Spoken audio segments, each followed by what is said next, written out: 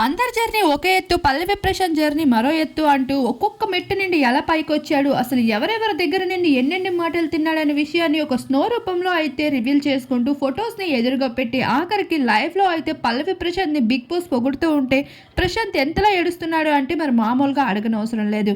ప్రశాంత్ తన గతంలో ప్రతి ఒక్కరిని అడుక్కుంటూ బిగ్ బాస్ చుట్టూ తిరుగుతూ బిగ్ బాస్ నాకు ఒక అవకాశం ఇవ్వండి చాలు అంటూ అన్ని సీజన్స్లో కూడా ఒక గెస్ట్ రోల్గా అయితే హౌస్లో ఒక ఆడియన్గా అయితే రావడం, అలా చూడడం ప్రతిదీ కూడా బిగ్ బాస్ అయితే క్యాప్చర్ చేసి వాటికి సంబంధించిన వీడియోస్ని కూడా ఫొటోస్ని కూడా పల్లవి ప్రశాంత్కి చూపించడం ప్రశాంత్ అయితే చాలా ఎమోషనల్ అయిపోయాడు. ప్రశాంత్ జర్నీ అనేది ఒక నార్మల్ పర్సన్కి ఒక సూపర్ పవర్ అంటే చెప్పుకోవచ్చు. ఎందుకంటే ఏ ఒక్కరు సామాన్యులు చేయలేని పనిని కూడా తను ఒక ఇన్ఫ్లుయెన్సర్గా మొదలుపెట్టి ఆఖరికి బిగ్ బాస్ హోస్ట్ నుండి ప్రతి ఒక్క కంటెస్టెంట్కి కూడా వణుకు పుట్టే ఇచ్చే విధంగా అయితే ప్రశాంత్ జర్నీ సాగింది.